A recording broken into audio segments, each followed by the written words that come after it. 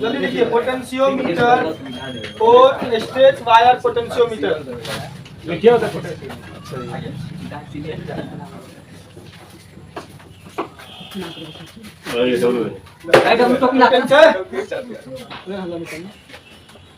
Potentiometer और stretch wire potentiometer.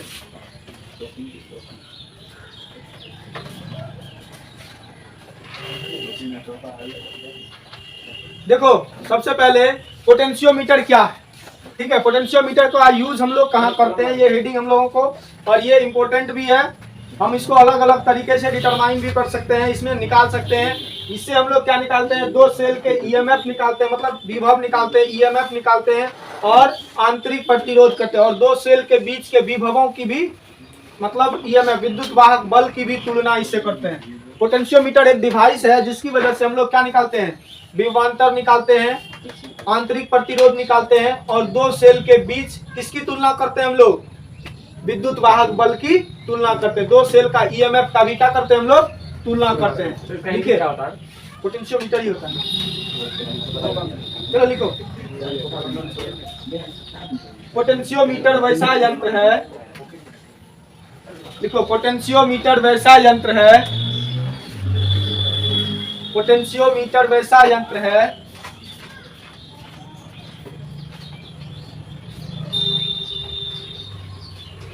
Potentiometer वैसा यंत्र है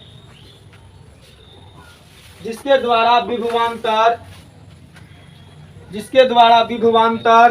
कोमा भी दीजिएगा, विभवांतर के बाद कोमा, किसी सेल का ईएमएफ का फुल फॉर्म क्या होता है, इलेक्ट्रोमोटिव फोर्स। ईएमएफ इसको सूचित किससे करते हैं, स्मॉल ई से, बताए थे ना। चलिए, क्या लिखा है, किसी सेल का ईएमएफ तथा आंतरिक प्रतिरोध को मापा जाता है, आंतरिक प्रतिरोध को मापा जाता है, एवं इसके द्वारा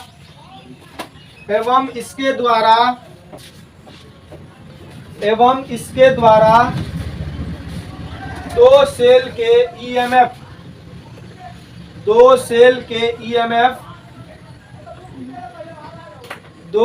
के ईएमएफ की भी तुलना की जाती है,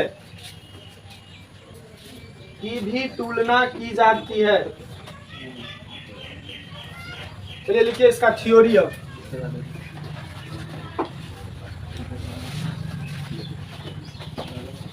थ्योरी मतलब क्या होता है, सिद्धांत।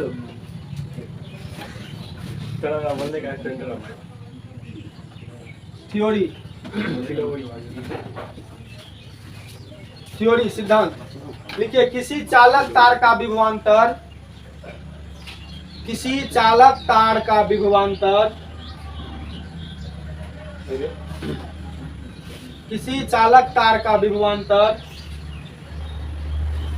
उस चालक तार के लंबाई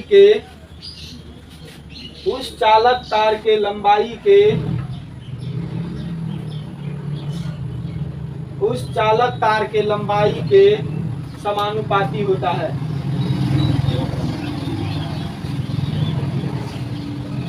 उस चालक तार के लंबाई के समानुपाती होता है। लिखिए, इसी सिद्धांत पर पोटेंशियोमीटर कार्य करता है।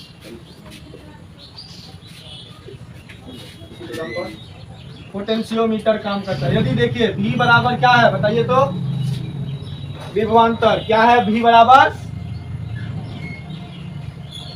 विभवांतर, I बराबर विद्युत, I बराबर क्या है, विद्युत धारा। क्या चीज है, R बराबर क्या है, वायर का प्रतिरोध, मतलब तार का प्रतिरोध। हाँ, R बराबर तार का प्रतिरोध। तब देखिए, तब ओम के नियम से, किसके नियम से, ओम के नियम से, ओम के नियम से V बराबर क्या होता है बाबू? V बराबर क्या होता है? IR। तो यहाँ देखिए हम लोग R बराबर वैल्यू, R का भी फॉर्मूला जानते हैं हम लोग। R बराबर आप लोग को बताए थे, फॉर्मूला होता है रो L बाय A, बताए थे। मतलब चालक में प्रतिरोध को प्रभावित करने वाले कारक लंबाई के समानुपाती होता है, अनुप्रस्थ का क्षेत्रफल का व्युत्क्रमानुपाती होता है। तो R बराबर रो L बाय A, जहाँ R है वहाँ इसको पुट कर सकते हैं, इसको पुट कर दीजिए। तो V बराबर क्या हो जाएगा? I into rho L by A। अब अगर यदि इसको हम लोग ऐसे करें, V बराबर rho I by A into L, ये जो रो I बाय A है ये आपका पोटेंशियल ग्रेडियंट कांस्टेंट हो जाता है। क्या हो जाता है? कांस्टेंट पोटेंशियल ग्रेडियंट, इसी को बोलते हैं। यहाँ अब देखेंगे, यहाँ V इज इक्वल टू, इसको क्या मान लेंगे? K। क्या मान लेंगे? K लिख देंगे, जहाँ K बराबर rho L by A, rho L by A ये क्या है? या फिर इसको हम लोग क्या बोलेंगे? V बटा L। क्या बोलेंगे? V बटा L। हाँ, अगर यदि हम लोग इतना बराबर K बराबर निकालेंगे तो V बटा L, ये इधर भागम नहीं आएगा, तो V बटा L। इसी को हम लोग क्या बोलते हैं? Potential gradient. क्या बोलते हैं? Potential gradient V by L। मतलब क्या हाँ, पोटेंशियल ग्रेडियंट है रे, मतलब कांस्टेंट है, इसका नाम है पोटेंशियल ग्रेडियंट। हम भी वही बोल रहे हैं, कांस्टेंट से बचा है। अब देखिए यहाँ पर, अब यहाँ पर K ये हो गया तो V बराबर, अब ये इसको हटाएंगे तो क्या हो जाएगा? V समानुपाती L। तो मतलब बराबर और कांस्टेंट हटाते हैं तो समानुपाती का सिंबल चले आता है ना, तो V समानुपाती क्या हो गया? L हो गया। लिख लीजिए इसको जल्दी से। परिप्रोपोर्शनल बोल रहे हैं। प्रोपोर्शनल, परिप्रोपोर्शनल नहीं, प्रोपोर्शनल।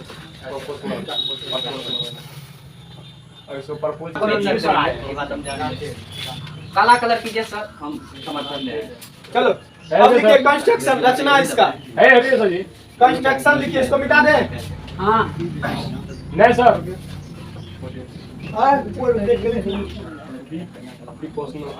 अब देखिए इसका कंस्ट्रक्शन, यहाँ से लिखे तो हमारा यहाँ लिखे। रचना लिखिए, रचना construction, CONSTRUCTION, construction. Construction construction ये इधर आ रहा है जी सर। हाँ, खूब बढ़िया।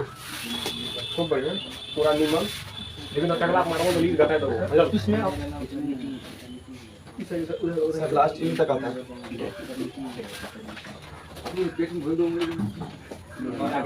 चलिए लिखिए कंस्ट्रक्शन में जल्दी से। पोटेंशियोमीटर में सामान्यतः 4 से 10 मीटर लंबे, हाँ पोटेंशियोमीटर में सामान्यतः 4 से 10 मीटर लंबे, सामान्यतः सर, सामान्यतः 4 से 10 मीटर लंबे, सामान्यतः 4 से 10 मीटर लंबे लिखे तार को, लंबे कंस्टंटन या मैग्नीन के तार को, कंस्टंटन या फिर मैग्नीन के तार को, कंस्टंटन या मैग्नीन के तार को, मैग्नीन के तार को, मैग्नीन के तार को, मैग्नीन के तार को एक लकड़ी के बैंड पर, एक लकड़ी के बैंड पर, लकड़ी के बैंड पर, एक लकड़ी के बैंड पर एक मीटर के टुकड़े में बांटकर, एक मीटर के टुकड़े में बांटकर, एक मीटर के टुकड़े में बांटकर,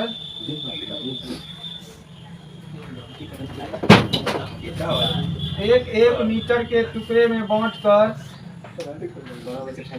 ठीक है, एक मीटर के टुकड़े में बांटकर तांबे के पत्थर द्वारा चित्रानुसार जोड़ देते हैं। तांबे के पत्थर द्वारा चित्रानुसार जोड़ देते हैं। तांबे के पत्थर अनुसार, पत्थर के द्वारा चित्रानुसार जोड़ देते हैं। दिया जाता है। अब उस तार के प्रथम छोर से, आगे का सर जी।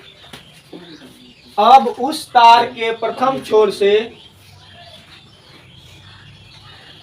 एक स्टैंडर्ड सेल के पॉजिटिव टर्मिनल को जोड़ देते हैं। स्टैंडर्ड। हाँ, स्टैंडर्ड सेल। अब उस तार के प्रथम छोर से एक स्टैंडर्ड सेल के पॉजिटिव टर्मिनल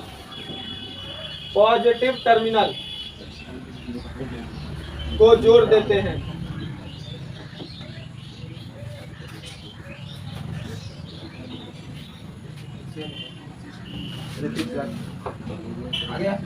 जोड़ देते हैं सेल के नेगेटिव टर्मिनल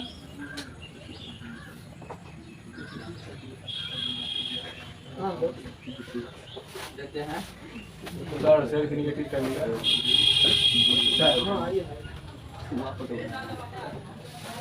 लाइन से क्या टर्मिनल पहले सेल के नेगेटिव टर्मिनल लिखे। सेल के नेगेटिव टर्मिनल को एक स्विच तथा देखो यहाँ स्विच है ना, एक स्विच तथा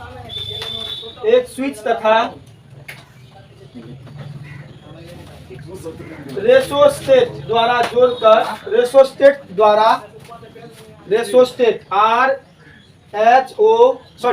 RHEO है सर। RHEO रिसोस्टेट द्वारा तार के दूसरे छोर से जोड़ देते हैं। तार के दूसरे छोर रिसोस्टेट द्वारा तार के दूसरे छोर से जोड़ देते हैं। सर स्विच तथा रिसोस्टेट द्वारा तार के दूसरे छोर से जोड़ देते हैं। इस संपूर्ण परिपथ को लिखिए। इस संपूर्ण परिपथ को सहायक परिपथ कहते हैं। इसका नाम क्या है? संपूर्ण परिपथ का नाम क्या है? सहायक परिपथ। मतलब जो सहायक हो करंट को दौड़ाने के लिए उसी को बोलेंगे सहायक परिपथ। सहायक परिपथ। हाँ, जोड़ देते हैं।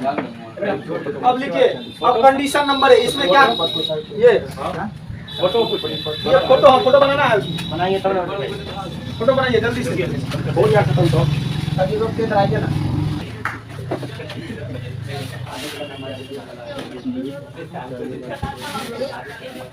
To determine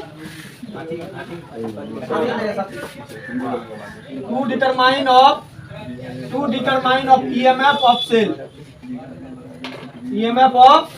cell.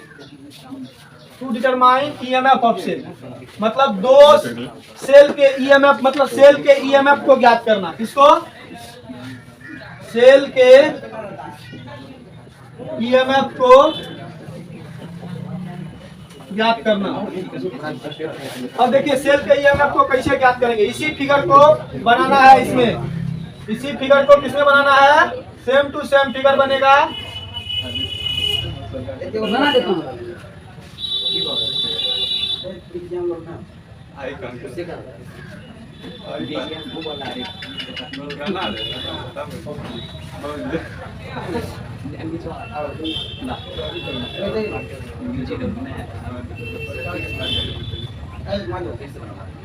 हाँ, इस फिगर को फिर से बनाना है। बना ले सर। क्या पहले लिखिए, पहले फिगर को बना लीजिए जल्दी से। बाबू बनाए तो पहले वाला। अरे फिर से फिगर को बनाओ।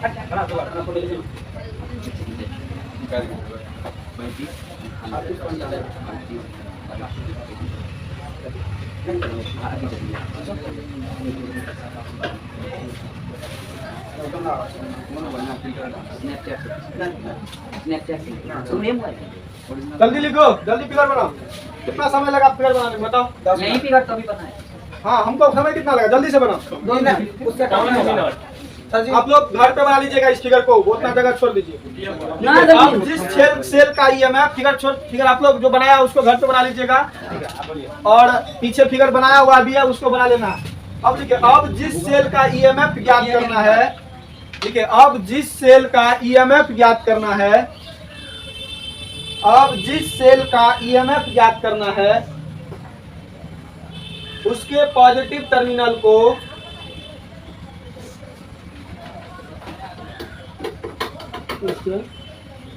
उसके पॉजिटिव टर्मिनल को तार के प्रथम छोर से जोड़ दिया जाता है। तार के प्रथम छोर से जोड़ दिया जाता है।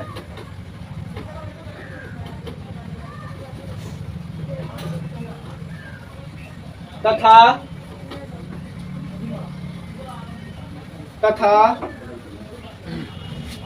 नेगेटिव टर्मिनल को एक गैल्वेनोमीटर द्वारा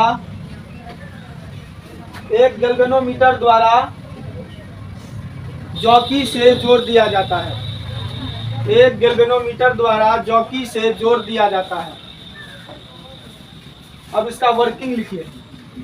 जो इसका संरचना कर दिए कंस्ट्रक्शन वो हो गया। अब लिखिए वर्किंग। वर्किंग मतलब क्या होता है? कार्यविधि। लिखिए कार्यविधि।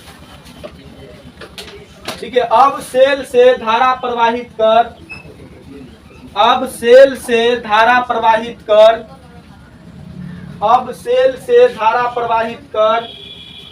जॉकी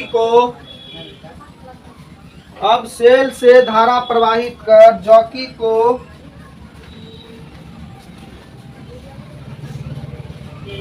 तार पर आगे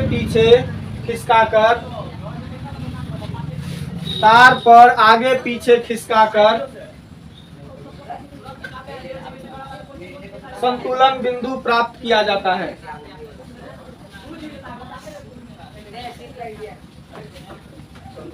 संतुलन बिंदु प्राप्त किया जाता है। देखिए यदि E बराबर क्या हो गया? EMF। L बराबर क्या हो गया? L बराबर बैलेंसिंग लेंथ, मतलब जितना बिंदु पर जितना दूरी पर वह क्या हो गया? संतुलित लंबाई। क्या चीज? संतुलित लंबाई। अब I बराबर क्या होता है? तब I बराबर क्या होता है बताइए तो? I बराबर विभव बटा V बराबर I बराबर V बटा R होता है ना, जैसे ओम के नियम से। अब देखिए I V बराबर, यहाँ पर इसका विभवांतर क्या है? सेल के अंदर क्या होता है? EMF और कुल प्रतिरोध क्या होगा? R plus small r। तार का भी प्रतिरोध और आंतरिक प्रतिरोध होगा। ये V बराबर क्या होता है? IR। तो यहाँ पर E बराबर पोटेंशियल बराबर क्या होगा बताइए तो? I इंटू क्या होगा? I into R plus R, ये होगा। जब क्रॉस मल्टीप्लाई करेंगे तो I बराबर क्या होता है? I बराबर क्या होता है? V बाय R होता है। लेकिन V बाय R वहाँ V क्या है? पोटेंशियल क्या है? E। और उसका कुल प्रतिरोध क्या है? स्टैंडर्ड रेसिस्टेंस प्लस आंतरिक प्रतिरोध। V R small r plus capital R। तो यहाँ पर देखिए E बराबर क्या होगा? IR होता है ना टोटल, तो वहां पर हम लोग निकाल दिए। अच्छा एक बात बताइए, आइडियल सेल के लिए आदर्श सेल किसको बोलते हैं? आदर्श सेल। अब आदर्श सेल के लिए आंतरिक प्रतिरोध क्या होना चाहिए? 0। तो स्मॉल r क्या हो जाएगा? 0 होगा। आदर्श प्रतिरोध के लिए स्मॉल r क्या होना चाहिए? 0। तो यहाँ पर देखिए क्या होगा? ये E बराबर क्या होगा बताइए तो? IR और ये प्लस 0 हो जाएगा। इसको 0 लेंगे तो I इंटू 0 तो 0। तो यहाँ पर E बराबर क्या हो गया? IR। और हम लोग R का फॉर्मूला क्या दिख रहा है? हल्का। तो यहाँ देखिए, अब यहाँ पर R बराबर फॉर्मूला क्या होता है देखिए तो?